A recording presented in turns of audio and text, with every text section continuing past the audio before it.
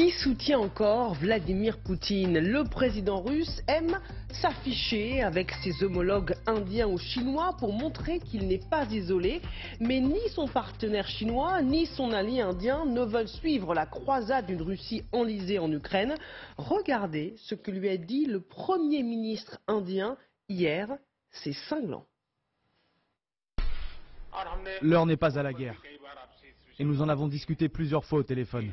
La démocratie, la diplomatie et le dialogue sont les seuls à pouvoir changer le monde. Alors comment pouvons-nous pacifier les jours à venir? C'est l'occasion d'en parler aujourd'hui. Et j'aimerais avoir votre point de vue sur la question. L'heure n'est pas à la guerre, c'est un reproche dit publiquement à un Vladimir Poutine qui veut absolument montrer qu'il est soutenu alors que l'Inde ne le soutient pas. Comment vous interprétez ça, Christian Maigrelis? Est-ce que ça montre que Vladimir Poutine n'est pas aussi soutenu qu'il ne veut bien le faire croire? Je crois qu'il est très peu soutenu. En fait, les pays qui sont prêts à se faire tuer pour la Russie aujourd'hui, en dehors de la Bélarousse, moi, je n'en vois aucun. Ni les Chinois, peut-être les Coréens du Nord, et encore. Mais en tout cas, les Chinois sont pas du tout, ils ont d'autres soucis en tête que d'aller se mêler d'une guerre entre Européens. Ça n'a aucun sens pour eux. Les Indiens, n'en parlons pas, les Indiens sont démocratiques. D'abord, c'est un pays démocratique, il faut oublier que c'est la plus grande démocratie du monde, et qu'ils ont d'autres chats à fouetter que de s'occuper des affaires européennes. Ça les intéresse absolument pas. Les Africains peuvent très bien voter pour la Russie aux Nations Unies, mais ça n'apporte rien. Sur le plan de la puissance, ça n'apporte rien. Les Américains du Sud non plus. Par conséquent, quand on a fait le tour du monde, on s'aperçoit que le seul qui pourrait jouer un rôle dans cette affaire, c'est la Chine, et que la Chine n'a pas tellement envie de s'en mêler. Voilà. Ulrich Bouna. Je pense qu'effectivement, si on parle vraiment d'alliés au sens de pays qui sont prêts à soutenir, à s'engager, à soutenir l'opération militaire, il n'y en a quasiment pas. L'Iran, éventuellement, qui fournit des drones. Mais en fait, on parle de pays paria, on parle de l'Iran, éventuellement, donc il y aurait eu aussi des fournitures d'armes de la part de la Corée du Nord. On sait que la Syrie a voté contre les résolutions de l'ONU. Donc finalement, c'est un petit peu une espèce de coalition de tous les pays un peu parias internationaux. Donc voilà, véritablement, les vrais alliés de la Russie aujourd'hui. Après, il y a effectivement certains pays qui adoptent des postures plus ou moins neutres. L'Inde, la Chine, parce qu'elles ont des intérêts déjà à récupérer de l'énergie pas chère que la Russie ne vend plus en Occident et que donc les Indiens et les Chinois peuvent racheter au rabais. Donc ça soutient leur économie. Je pense aussi que les Chinois ont un intérêt finalement à voir finalement la Russie et tenter de remettre en cause l'ordre établi et tenter d'affaiblir les Occidentaux, puisque je pense que la Chine clairement à moyen terme, c'est très bien que son mode de vie, enfin son style politique va à l'encontre d'une domination occidentale. Donc elle est très contente de voir les Russes tenter de renverser la table, mais c'est pas pour ça qu'effectivement elle va soutenir la Russie en Ukraine, tout simplement parce qu'elle ne souhaite pas subir les foudres en fait des sanctions occidentales qui seraient extrêmement massives. La Chine fait son commerce essentiellement avec l'Europe et les États-Unis. Elle ne souhaite certainement pas sacrifier son bien-être et son développement économique pour soutenir la croisade de Vladimir Poutine en Ukraine. Et ça, Vladimir Poutine l'a très bien compris. Et c'est ce qu'il a dit de manière évidemment très diplomate, en disant je salue la position très mesurée de nos alliés chinois. Écoutons, ça vous fait déjà rire, Christian Maigrelis. Les tentatives de créer un monde unipolaire ont récemment pris une forme absolument laide et totalement inacceptable. Nous apprécions beaucoup la position équilibrée de nos amis chinois en ce qui concerne la crise ukrainienne. Est-ce qu'en creux, c'est un aveu d'échec pour celui qui voulait se positionner en parrain anti-occidental? Il y a la question des alliances de Vladimir Poutine avec des États qui n'ont pas pour passion la liberté d'expression, les droits de l'homme, des minorités, des femmes, des juifs et des homosexuels, à savoir la Chine et l'Iran. Donc c'est une alliance cynique, d'extrême cynisme. À ce détail près que la Chine, dans son cynisme, en fait, elle n'aime pas trop ceux qui perdent.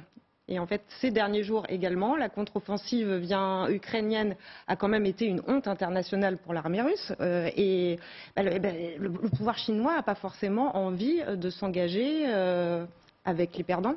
Et ça, peut-être que Vladimir Poutine l'a oublié, mais entre cyniques, il n'y a pas de soutien et d'alliance absolue qui tiennent sur des valeurs d'amitié et de loyauté. Ah oui, l'intérêt économique prime, Jean-Baptiste Noé. Est-ce que c'est uniquement dû aux défaites russes ou est-ce aussi dû au fait que la Chine, son premier partenaire économique, c'est l'Union européenne, ce n'est pas la Russie? Oui, ça avait commencé bien avant la contre-offensive d'il y a 15 jours. La Chine fait l'essentiel de son activité économique avec l'Union européenne et les États-Unis ou l'Inde. Donc la Russie reste un pays de 140 millions d'habitants. C'est beaucoup pour les pays européens. Pour la Chine qui est à 1,2 milliard, 1,3 milliard, ça évidemment ça représente beaucoup, enfin très peu. Ce qui est intéressant, c'est de voir aussi le recul des pays d'Asie centrale par rapport à leur proximité avec la Russie.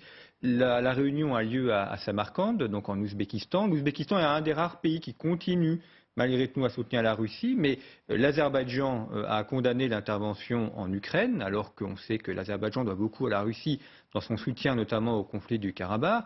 Le Kazakhstan, lui aussi, a condamné l'intervention en Ukraine, alors qu'ils ont près de 9000 km de frontières communes, et que la Russie était intervenue en janvier dernier pour rétablir l'ordre lors de très violentes émeutes qu'il y avait eu. Donc cette région d'Asie centrale qu'on a longtemps qualifiée d'étranger proche de la Russie, qui était un petit peu le précaré de la Russie après la disparition de l'Union soviétique, est en train de lui échapper avec des régimes des pays qui se disent ce qui est arrivé à l'Ukraine, ça peut nous arriver. Le Kazakhstan a 20% de population russophone, il n'a pas envie de finir comme l'Ukraine, pareil pour le Tadjikistan et autres.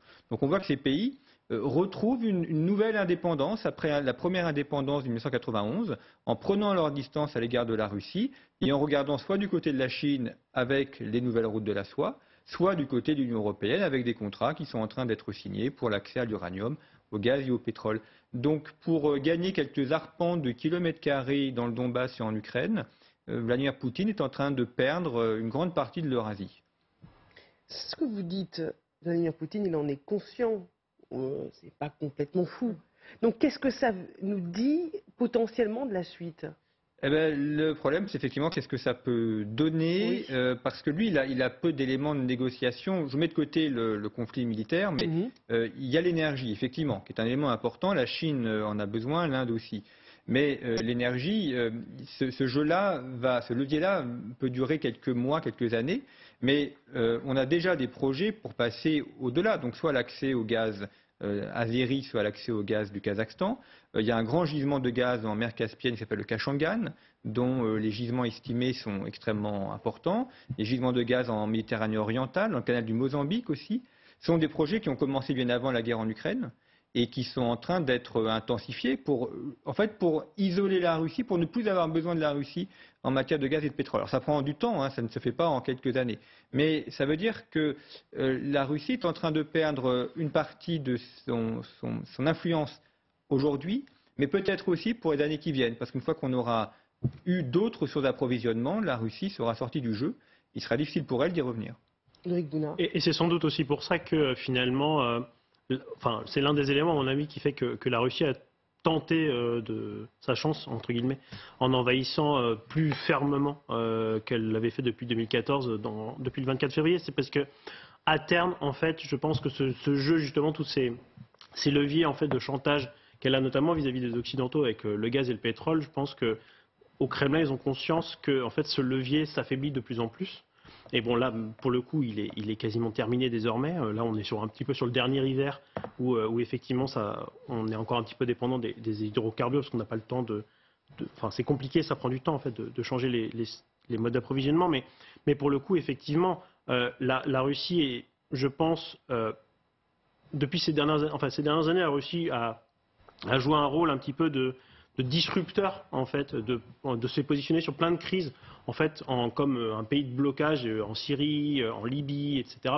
Et finalement se retrouver un petit peu à avoir un poids géopolitique bien supérieur à sa puissance économique réelle.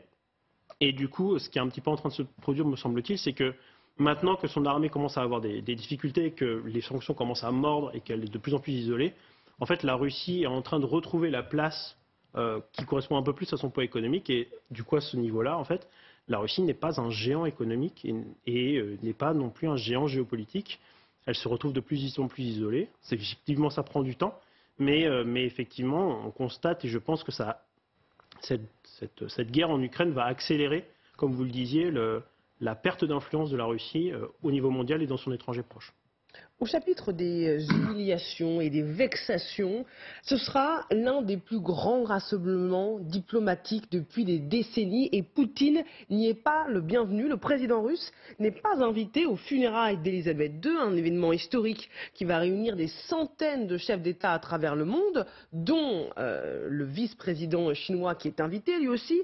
Et le moins que l'on puisse dire, c'est que la mise au banc de la Russie n'a pas du tout été appréciée. Regardez ce communiqué qui vient de la porte-parole de la diplomatie russe, Maria Zakharova, qui dit « Nous considérons cette tentative britannique d'utiliser une tragédie nationale qui a touché le cœur de millions de personnes dans le monde à des fins géopolitiques pour régler des comptes avec notre pays comme profondément immorale. Ceci est particulièrement blasphématoire vis-à-vis de la mémoire d'Elisabeth II.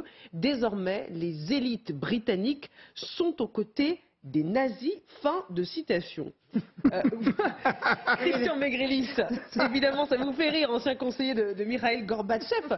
Pourquoi le Kremlin, est-ce que le Kremlin fait semblant de se vexer, vu les relations extrêmement tendues entre le Royaume-Uni et la Russie ces derniers temps, renforcées par la guerre en Ukraine, parce que le Royaume-Uni soutient fortement l'Ukraine depuis le début du conflit? Est-ce que c'est surprenant? Écoutez, la Russie a toujours essayé d'avoir une belle image internationale. Et là, dans ce cas particulier, c'est la seule à peu près à ne pas être invitée à cet événement mondial. Ils sont profondément ulcérés. Profondément. Et ce communiqué... Ce n'est pas fin, c'est ça. Ah non, c'est la vérité. C'est la vérité. Ils tiennent énormément.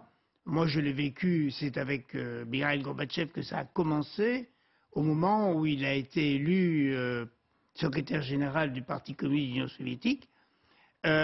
Son premier soin, c'était de voir comment il pouvait ouvrir des relations avec les chefs d'État occidentaux. Et c'est par Margaret Thatcher qu'il a réussi à le faire, en bloquant la grève des mineurs de l'époque, qui étaient alimentés par des valises de billets qui venaient du RSS. Il a bloqué les valises de billets. En échange, Margaret Thatcher lui a dit « Tu vas être le roi du monde » et il est devenu la vedette internationale qu'il était. Et ça satisfaisait son ego à lui et un certain nombre de gens dans la nomenclature. L'ennui, c'est qu'il a oublié le peuple russe et que le peuple russe l'a puni par... il l'a chassé de l'histoire. En fait. Donc Poutine avait soutenu Margaret Thatcher? Non. Gorbatchev. Gorbatchev, pardon. Excusez-moi. Gorbatchev avait soutenu Margaret Thatcher. Margaret Thatcher avait sur les dos, il avait une grève des mineurs qui a duré des mois, qui a été très très dur, et qui était alimentée sur le plan financier par des valises de billets qui venaient du Kremlin. Et quand la première fois que Gorbatchev a rencontré Margaret Thatcher, elle lui a dit, écoutez, moi, cette grève, je l'arrête. Pour l'arrêter, il faut que vous arrêtiez vos valises. Et si vous arrêtez vos valises et que j'arrête ma grève, vous êtes le roi du monde, parce que moi, je vous introduirai personnellement auprès de tous les grands chefs d'État, et vous ferez partie de notre club. Aline Nobel-Kremer. Pour en revenir aux obsèques, je crois qu'en matière de télévision, il s'agit du plus gros événement attendu en termes d'ambiance. Je crois qu'il est question de 4 milliards de personnes de l'histoire de la télévision. Ah oui, c'est quelque chose donc jamais vu. Le pouvoir russe comptait quand même dessus, pouvoir en être pour d'une façon ou d'une autre, on commence à les connaître par cœur, disséminer les messages de la propagande, d'agir et de se saisir de cet événement où on touche 4 milliards de personnes à des fins martiales, de soft, mais quand même. Là, il est au piqué. Et là non, patatras, raté, donc ils sont furieux. Oui, et Aline Nobel-Kremer, Dmitri Peskov avait fait savoir très rapidement que l'option d'un déplacement de Vladimir Poutine n'était pas envisagée. Donc il aurait voulu qu'on l'invite et dire non. Voilà, par exemple. En tout cas, de toute façon, ils ne sont pas invités, ça s'était pas prévu, c'est un affront, c'est une humiliation mondiale parce que ça parle à la planète entière et qu'il y a peut-être des gens qui ont du mal à suivre ce qui se passe très exactement en Ukraine maintenant. La reine Elisabeth II, c'est mondialement suivi et donc c'est un affront, c'est une petite défaite diplomatique qui est en réalité énorme et il n'y a rien qui va dans son communiqué à la porte-parole russe, entre le blasphème, les Anglais du côté des nazis, enfin il y a quelque chose de l'ordre, enfin si c'était pas aussi tragique sur le terrain en Ukraine, c'est gaguesque. Voilà, enfin, les Anglais du côté des nazis, pardon, mais historiquement, il n'y a rien qui va. Voilà. C'est un non-sens. Et par ailleurs, on est dans quelque chose d'ultra religieux. Enfin, il n'y a pas de délit de blasphème possible, en tout cas en Occident. Donc, il n'y a rien qui va. Et ça traduit une espèce de fébrilité, de la colère, une vexation absolue, parce que des plans qui étaient prévus autour de cette question-là tombent à l'eau. Il nous reste 1 minute sur le sujet. Jean-Baptiste Noé. Oui, c'est un camouflet parce qu'il y aura tout le monde, il y aura les Chinois, il y aura toutes les grandes puissances et cette absence montre aussi une défaite de la Russie. Alors on sait que les relations sont très tendues entre l'Angleterre, probablement un des pays d'Europe les plus anti-russes, alors que la France et l'Allemagne ont toujours tenté une petite conciliation, en tout cas de garder le fil. L'Angleterre l'a rompu dès le début et elle le manifeste, y compris dans ce moment de funérailles. Ulrich Bouna, le mot de la fin. Non, effectivement, c'est ça. Et je pense que oui, même si effectivement Vladimir Poutine n'y aurait probablement pas été, mais peut-être qu'un officiel russe y aurait été, peut-être par exemple Sergueï Lavrov. Et donc dans tous les cas, effectivement, c'est un vrai camouflet d'image essentiellement pour la Russie, et ça illustre effectivement son isolement international. Merci Ulrich Bouna, Aline Lebel-Crémer et Jean-Baptiste Noé. Christian Maigrelis, vous restez avec nous. Il est 17h02. Dans un instant, nous allons partir à Izium où des centaines de corps ont été exhumés. Des signes de mort violente sur 99% des cadavres, selon le gouverneur régional. L'ONU va envoyer une équipe sur place pour attester de la réalité de ces crimes de guerre. Qu'en est-il vraiment? Réponse dans un instant. Votre programme avec QuickBooks.fr.